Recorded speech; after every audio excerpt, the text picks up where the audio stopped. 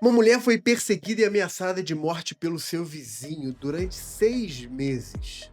Ele dizia que iria se casar com ela e, se fosse preciso, poderia matá-la. Ela pede a medida protetiva, a justiça nega, e o motivo é que não havia relação íntima de afeto entre os dois e que, portanto, a Lei Maria da Penha não se aplicaria nesse caso. O Supremo derruba esse argumento por unanimidade. Mas ao fazer isso, levanta algumas questões e levanta algumas dúvidas que a gente vai discutir aqui. Fica comigo porque na Constituição da Polêmica a gente vê todos os lados dessa decisão e você vai sair daqui muito bem preparado. Eu vou ser direto com você. O Supremo decidiu que as medidas protetivas de urgência da Lei Maria da Penha se aplicam a toda violência contra a mulher baseada no gênero, mesmo fora de casa, mesmo sem família, mesmo sem nenhum relacionamento entre agressor e vítima. Vale para violência no ambiente de trabalho, no condomínio, na rua e mesmo na política. Esse é o tema 1412 da repercussão geral, que teve tese fixada pelo Supremo Tribunal Federal. Agora, o que ninguém está dizendo é que isso não significa que qualquer crime contra uma mulher seja caso da Lei Maria da Penha. A decisão amplia o acesso à proteção, mas não necessariamente altera o regime penal. E a decisão deixou sem uma resposta clara e definida aspectos processuais, aspectos da competência. Vamos lá, porque o tema promete. Então tá aqui, medida protetiva sem vínculo. O que o Supremo de fato decidiu aqui nesse caso? O agressor falava o seguinte: olha, vou te pegar, você vai casar comigo, vou te pegar e levar para morar comigo, e se for preciso, eu te mato. Essa é a fala do agressor. O que aconteceu com o pedido da vítima? Depois de 6 meses de perseguição e ameaças do vizinho, ela teve o pedido de medida protetiva negado. O motivo, como eu falei, foi a falta de relação íntima de afeto. O Supremo decidiu, então, que as medidas protetivas da Lei Maria da Penha se aplicam-se a toda violência contra a mulher baseada no gênero, ainda que fora do ambiente doméstico, familiar e de relação íntima de afeto. A tese fixada, e eu vou pedir licença para a gente ler, porque vai ser muito importante a gente ver todos os pontos da tese. A tese fixada está aqui.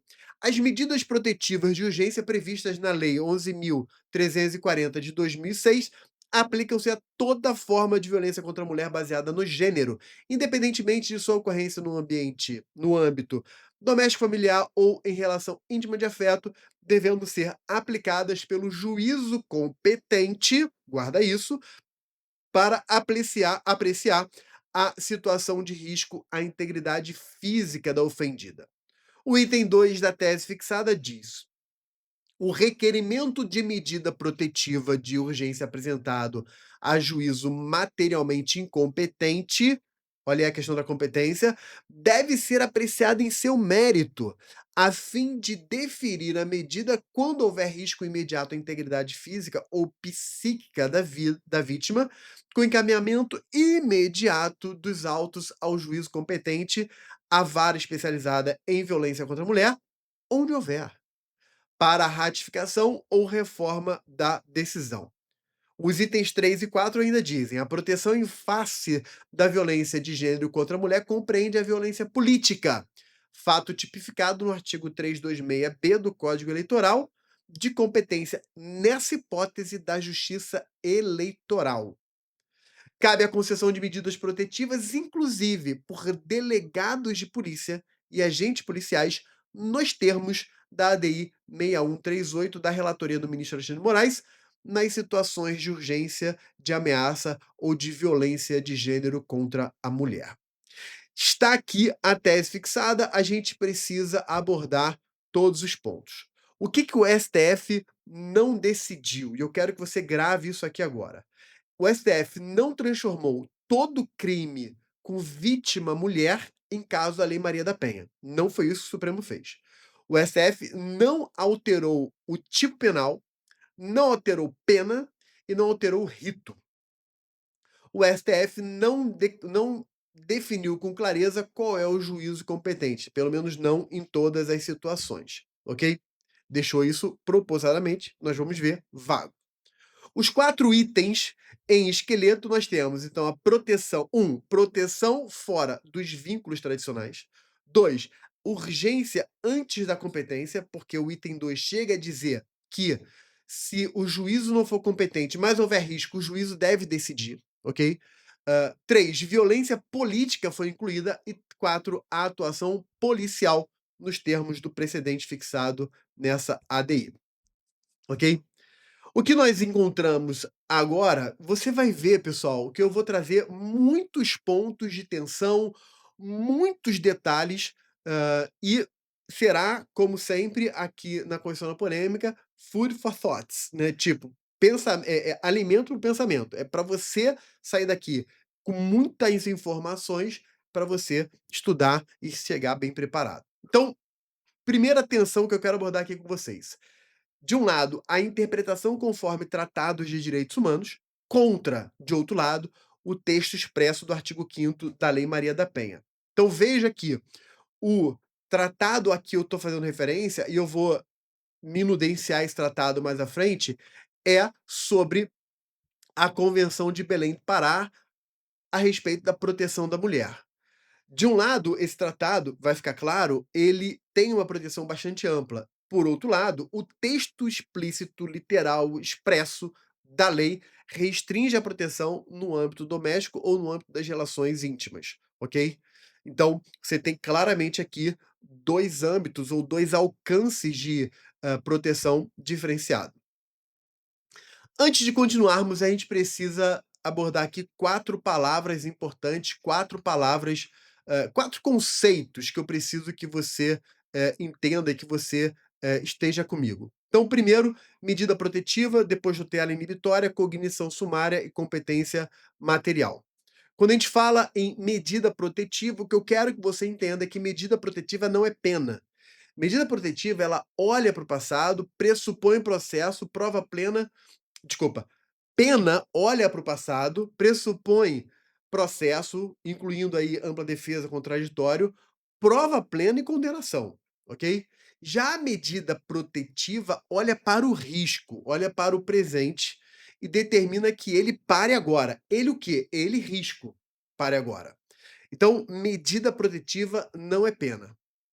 Dentro dos catálogos das medidas protetivas, eu coloquei aqui uma lista que a gente pode falar, eu não vou ler todos não, fica aqui, dá um print na tela.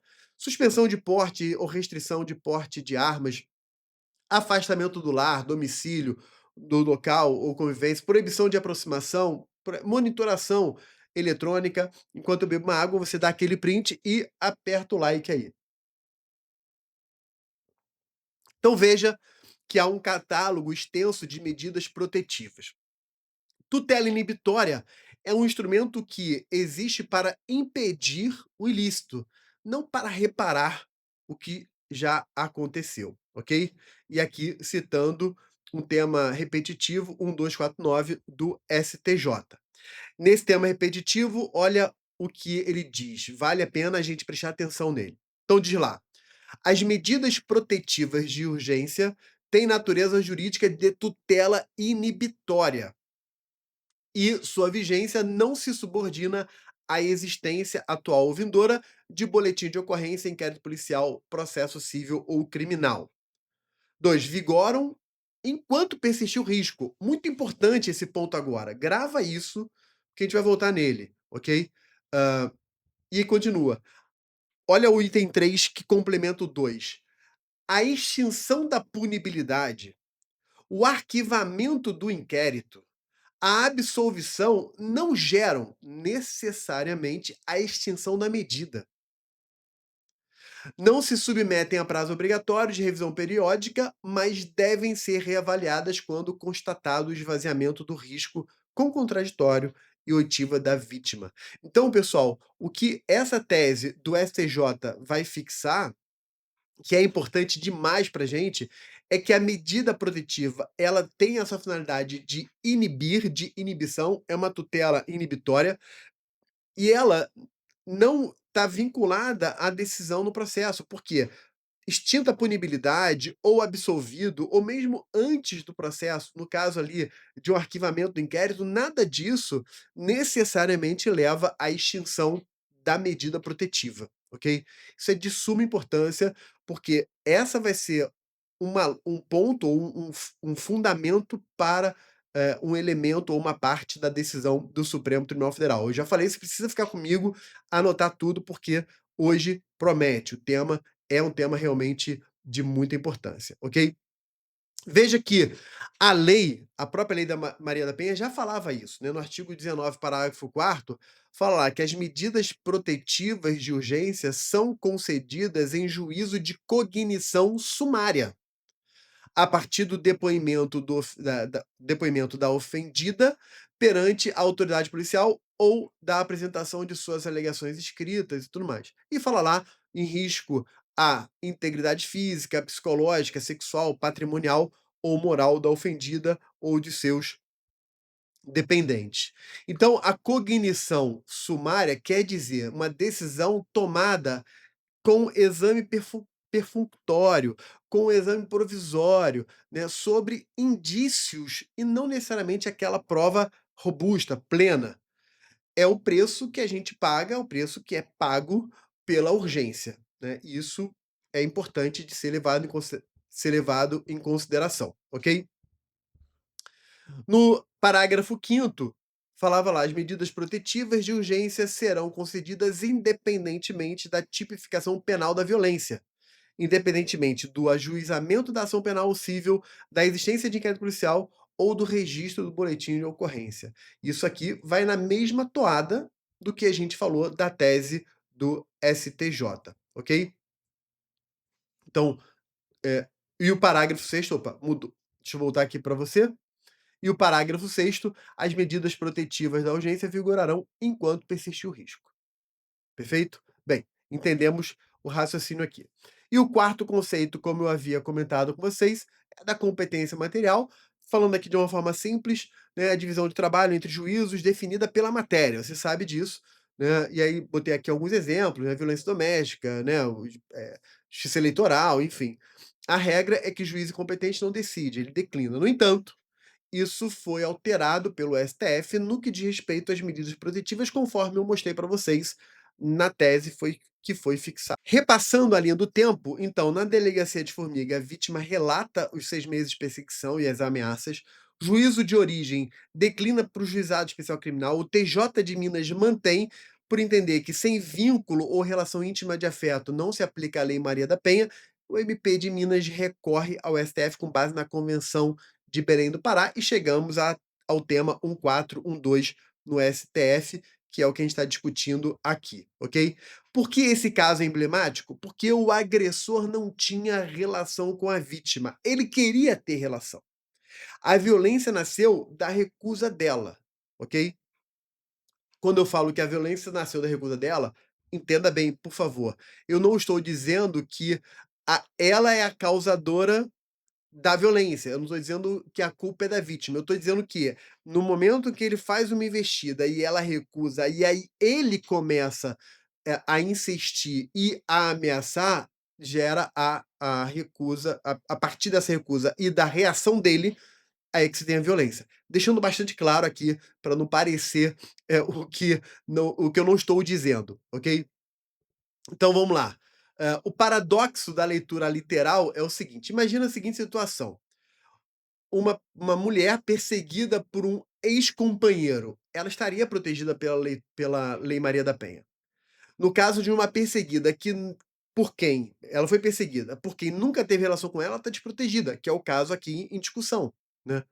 Só que a lógica de posse, né, de possessão, né, do cara que se sente dono, possuidor da mulher, a lógica de posse é a mesma, ok? Então, o paradoxo da leitura literal é porque, pela leitura literal da lei, o caso não estaria dentro da própria Lei Maria da Penha, porque não foi no ambiente doméstico e não havia uma relação íntima de afeto entre ambos, ok?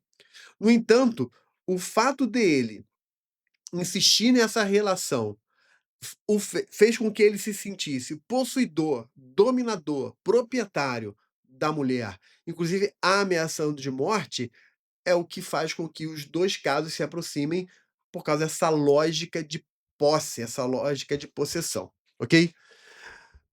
Mesmo no caso de uma retratação, o juízo declarou extinta a punibilidade da ação penal e o relator afastou a perda do objeto invocando o 19, parágrafo 5º, e nesse caso, o processo criminal pode ter terminado, mas a proteção, a medida protetiva, ela deve continuar de pé.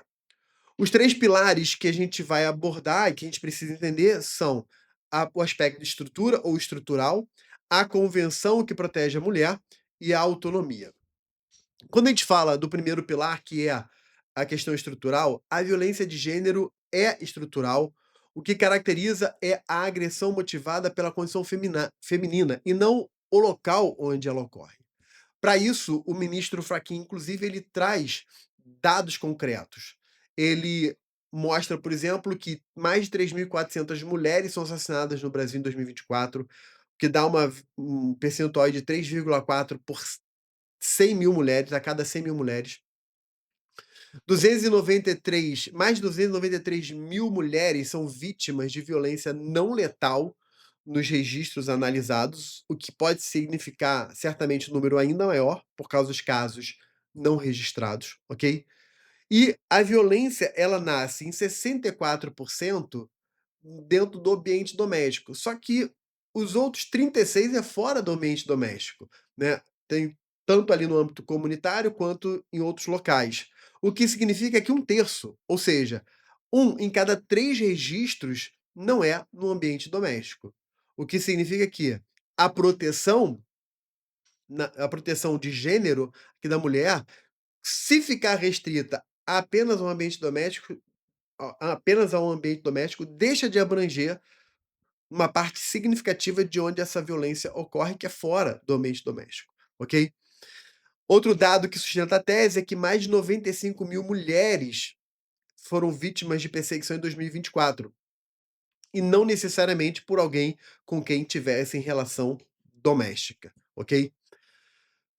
Voltando para a Lei Maria da Penha, no seu artigo 5º, que eu já havia feito referência, eu tomo a liberdade de repetir e de ler, dizendo o seguinte: para os efeitos desta lei, configura violência doméstica e familiar contra a mulher qualquer ação ou omissão baseada no gênero que lhe cause morte, lesão, sofrimento físico, sexual ou psicológico e dano moral patrimonial.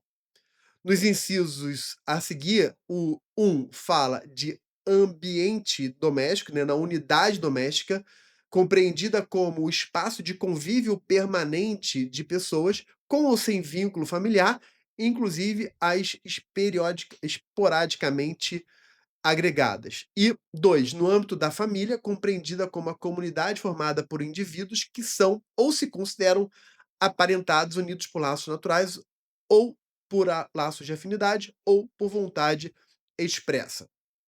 O item 3 fala lá em qualquer relação íntima de afeto na qual o agressor conviva ou tenha convivido com a ofendida, independentemente da coabitação. Quando a gente olha para a lei e o que a gente terminou de falar e compara com a Convenção de Belém do Pará, que é a Convenção para a Proteção da Mulher, a convenção diz lá: para os efeitos desta convenção, entender-se-á por violência contra a mulher qualquer ato ou conduta baseada no gênero que cause morte, dano ou sofrimento físico, sexual ou psicológico à mulher, tanto na esfera pública, olha agora, quanto na esfera privada. Então, quando ele fala esfera privada, você poderia convergir para o que a Lei Maria da Penha diz, mas aqui fala esfera pública também. Então, vai além. O artigo 2 da convenção, não vou ler todo, mas ele fala, por exemplo, em âmbito da família ou unidade doméstica, mas o B fala lá, ocorrida na comunidade e cometida por qualquer pessoa. Então, não é só a violência praticada por quem tem relação íntima de afeto, pode ser por qualquer pessoa inclusive fora do ambiente familiar e da unidade doméstica. O artigo 3º da convenção diz que toda mulher tem direito a uma vida livre de violência, tanto na esfera pública como na esfera privada, conforme eu havia dito. O vizinho, então, ele é esse, entre aspas, qualquer pessoa, porque entenda qualquer pessoa que é aquela que não aquela que não tem uma relação íntima de afeto, ok? Portanto, esse caso estava dentro do tratado desde 96, que é a data do tratado. O segundo pilar ainda, né, falando da convenção, no seu artigo 7º caput, a linha D, fala lá que os estados condenam toda forma de violência. No D, veja que eu estou cortando, né, não preciso ler todo ele. Vai dando um print aí na tela, pessoal. No D, diz lá: "Adotar medidas jurídicas que exijam do agressor que se abstenha de perseguir, intimidar ou ameaçar a mulher ou de fazer uso de qualquer método que danifique ou ponha em perigo sua vida ou integridade ou danifique sua propriedade". Na mesma toada, a linha F fala em medidas de proteção, ok? Em favor da mulher. E lembrando, pessoal, que a Convenção de Belém do Pará, por ser uma convenção um direito internacional, um tratado internacional de direitos humanos, se configura entra dentro da categoria de norma supralegal. Lembrando que no Brasil, os tratados de direitos humanos, eles têm ou hierarquia constitucional, se forem aprovados na forma do artigo 5º parágrafo 3º, ou status supralegal, ou seja, estão abaixo da Constituição, porém acima da lei, ok? É o caso aqui da Convenção de Belém do Pará, tem status supralegal. Por que então a intervenção deve ser feita, né? Aí eu botei aqui por que a intervenção precoce. Porque 90% dos casos de feminicídio têm histórico anterior de violência psicológica ou de controle. 20% dessas situações geram notificação formal no sistema de justiça.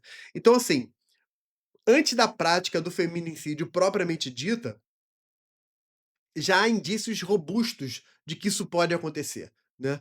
Então, é esse histórico anterior de violência psicológica. Logo, a violência psicológica tem que ser objeto de tutela judicial e a mulher tem que ser protegida judicialmente. Agora, eu preciso trazer para você uma objeção. O artigo 5º não é vago.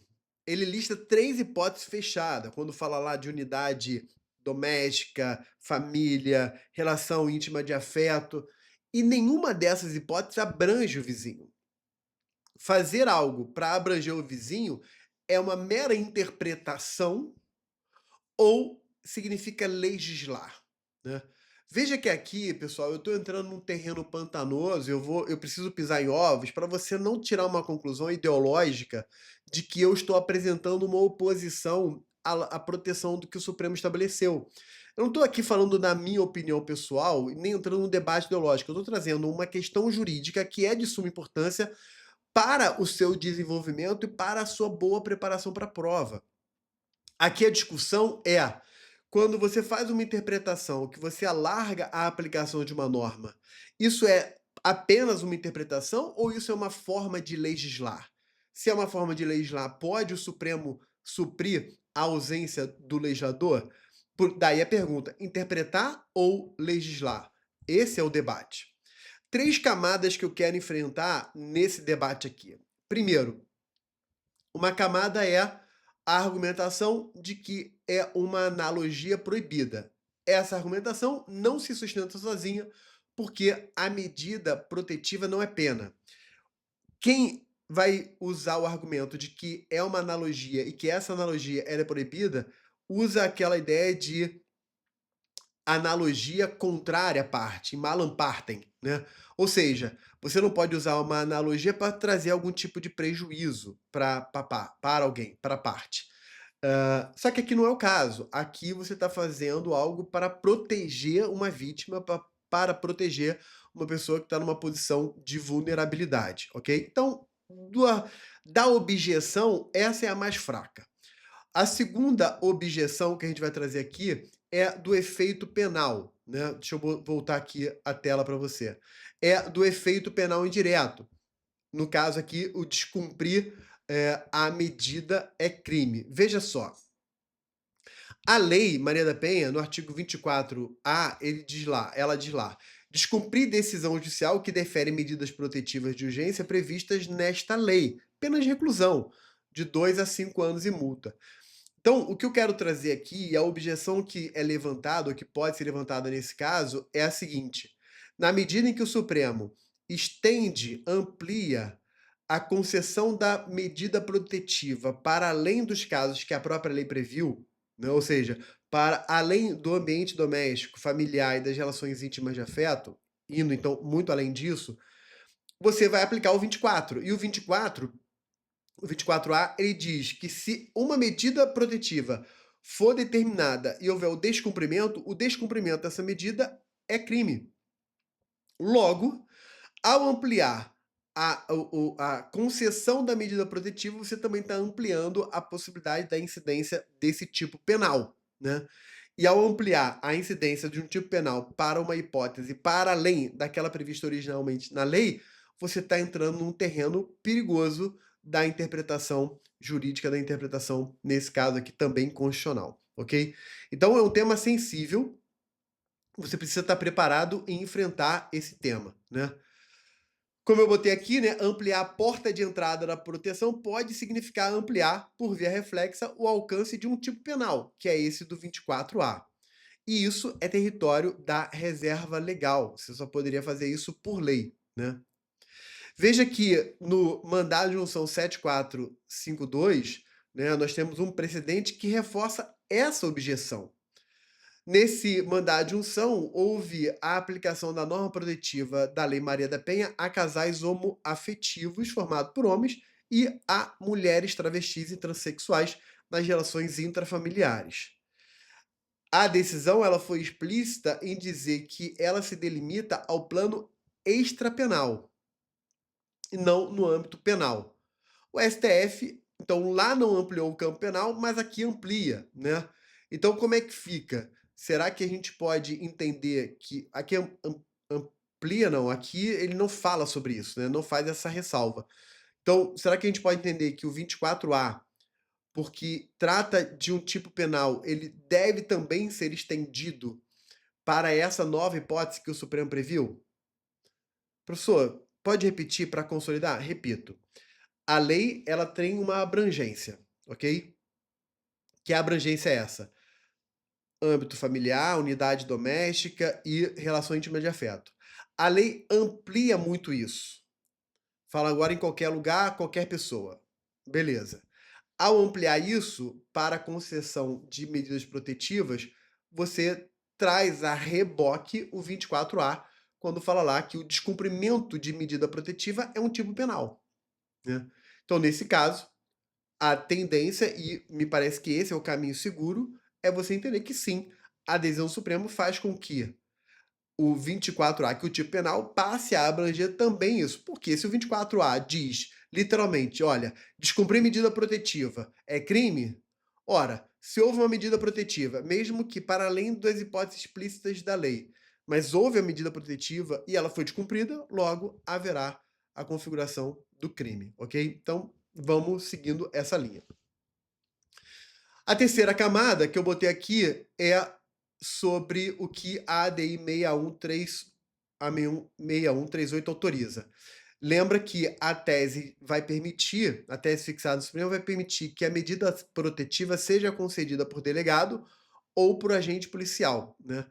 Aqui, o que a gente vai aplicar? O 12C da lei, dizendo o seguinte: verificada a existência de risco atual ou iminente à vida ou à integridade física, sexual, psicológica, moral ou patrimonial da mulher em situação de violência doméstica e familiar ou de seus descendentes, o agressor será imediatamente afastado do lar, domicílio ou local de convivência com a ofendida, ok? Inciso 1, fala lá que isso pode ser determinado pela autoridade judicial, por delegado de polícia quando o município não for sede de comarca, pelo policial quando o município não for sede de comarca e não houver delegado disponível no momento da denúncia, ok? Então, o que o Supremo vai dizer é que essa atuação policial, ela é supletiva e excepcional, com a finalidade de afastar o agressor do lar, domicílio ou local de convivência com a ofendida, ok? E, feito isso, deve haver comunicação à autoridade judicial, né, para que se verifique isso, né? O que nós temos ainda aqui de acrescentar, eu botei aqui, né? O encaixe não fecha. O artigo 12C pressupõe violência doméstica em lar de convivência e município que não seja sede da comarca. Nesse caso aqui, o julgado não tem nenhum dos três, né? O caso concreto aqui não tem nenhuma dessas três situações, né? Não é doméstica, não há lar de convivência, né? E o município não seja sede da comarca.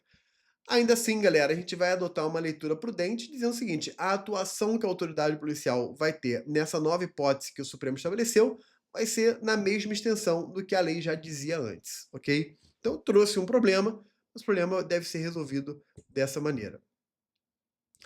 O Supremo ampliou a norma e não ficou claro quem é o juiz competente. Será que não ficou claro? Ficou? Vamos lá.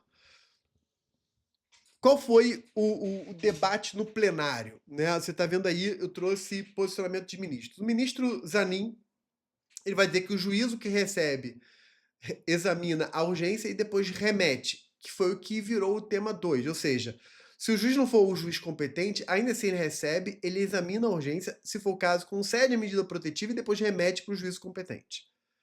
Moraes vai dizer, se o direito foi universalizado, a competência também acompanha. Então, se o direito ampliou, isso significa que as varas de violência doméstica também têm que ser ampliadas para incluir tudo isso, e não apenas a violência doméstica, né? Mendonça sugere levar isso à tese e afastar o juizado especial criminal. Carmen Lúcia botou aqui uma ressalva. Ela falou o seguinte: olha, a maioria das comarcas não tem vara especializada para violência doméstica. Então, universalizar a competência poderia esvaziar a própria rede de proteção. Nunes Marques vai dizer que o juízo incompetente atua para conceder, não para negar, né, a medida protetiva. E o Fux vai dizer que criar competência por jurisprudência seria exorbitante, né? Então, na linha oposta ao que o Moraes propõe, que é ampliar a competência, universalizar a competência ali dessas varas especializadas para além da violência doméstica. O ministro falou que fazer isso por jurisprudência seria exorbitar dos poderes do Supremo, né? E aí você vai ver que na tese a formulação preferida então foi juízo competente, ficou em aberto. Veja lá, o item 1 fala pelo juízo competente para apreciar a situação de risco, né? Ou seja, não criou essa universalização da vara especializada. E o item 2 fala em remessa ao juízo competente à vara especializada contra a mulher onde houver, né? Então, isso significa que a decisão não está impondo os tribunais a criarem vara especializada com essa competência universal em todos os municípios. Está falando assim, olha, se houver, essa é a competência. Se não, segue o juízo competente. Beleza? Vejamos novamente, galera. A tese fixada, então ela fala toda forma de violência contra a mulher baseada no gênero, independentemente do âmbito da relação íntima de afeto. O item 2, ele fala lá da competência, ainda que o juízo seja incompetente. E aqui eu destaquei a integridade física ou psíquica, ok? Não apenas a violência física. No item 3, a gente fala da violência política, né? No âmbito lá da competência da justiça eleitoral. E no item 4, as medidas protetivas por autoridade policial. A gente já viu muita coisa, mas a gente precisa ver algumas coisas, né? Então, 3 observações agora ainda mais finas. 1. A assimetria. No item 1 da tese, fala em proteger ou risco à integridade física. No item 2, fala integridade física ou psíquica, né? E o caso julgado era uma violência psíquica ou psicológica. Então, óbvio que a gente vai adotar a ideia mais ampla, ok? No item 2, é importante destacar isso, que não há criação de uma competência. Eu botei aqui, autoriza a atuação de urgência para deferir com remessa para para ratificação a reforma do juízo competente. Então não está dizendo aqui, que o Supremo está dizendo aqui, não é criar uma competência nova para qualquer juiz. É dizer o seguinte, olha, diante da extrema gravidade e urgência do caso, um juiz mesmo não competente pode até dar a medida protetiva, mas encaminha automaticamente não, imediatamente para o juízo competente, ok? E o item 4 remete a um precedente estreito, que é aquela ADI, e aqui é uma atuação excepcional, supletiva, nas hipóteses específicas do 12C da lei e com controle judicial, ou seja, mandando para o juiz no prazo de 24 horas. A gente já tinha abordado bastante coisa. No caso da violência lá no âmbito eleitoral, da violência política, eu não tinha colocado. Olha o que diz o 326B do Código Eleitoral. Assediar, constranger, humilhar, perseguir ou ameaçar por qualquer meio candidata a cargo eletivo ou detentora de mandato eletivo, utilizando-se de menosprezo, discriminação, condição da mulher ou a sua cor, raça ou etnia, com a finalidade de impedir ou dificultar a sua campanha eleitoral ou o desempenho de seu mandato eletivo. E as majorantes lá do parágrafo único, ok? Então, isso é o que diz o Código Eleitoral. Trouxe apenas para referência, para a gente aqui não alongar demasiadamente, mas violência política está dentro da tese fixada pelo Supremo Tribunal Federal, ok? Pessoal, o que está pacificado, então? Medidas protetivas alcançam violência de gênero fora do contexto doméstico. Essa é uma tese vinculante, unânime. Medida protetiva é tutela inibitória, autônoma em relação a inquérito e em relação à ação penal e vigora enquanto persistir o risco. Então, temos aqui 2 pontos pacificados, ok? O que a gente não vai dizer? O que a gente não pode repetir? O STF ampliou toda a Lei Maria da Penha. Não é o caso. Foi aqui as medidas protetivas. Agora, qualquer crime contra a mulher é violência de gênero. Também não é o caso. O Supremo não falou isso, ok? O juiz incompetente virou competente. Não, o Supremo falou que se o juiz for incompetente, ainda assim a medida protetiva pode ser avaliada por ele e, uma vez concedida, vai para o juízo competente. O que a gente não pode dizer, a polícia pode aplicar qualquer medida. Não, a polícia pode aplicar a medida em contextos específicos, na ausência de autoridade judicial na comarca, ok? Na sede da comarca. Tudo que os ministros disseram virou tese. Não, nem tudo, né? Os ministros falaram diversas coisas, teve o debate, naturalmente, a tese eu já apresentei aqui para vocês. O que é objetivamente cobrável hoje? E eu quero que você grave isso. Óbvio, os 4 itens do tema 1412, a Lei Maria da Penha, especificamente no artigo 19, parágrafo 4º a 6º, o tema 1249 do STJ, que eu fiz referência para vocês, no STF, a ADI 6138, o mandado de junção 7452, ADI 7267, ADC 19, ADI 4424. Fica para sua referência e seu estudo. No Código Penal, 338A, Processo Penal, 350A, 350B, ok? Aqui os dispositivos e as decisões que você deve prestar atenção. Síntese, galera, caminhando aqui para o nosso final.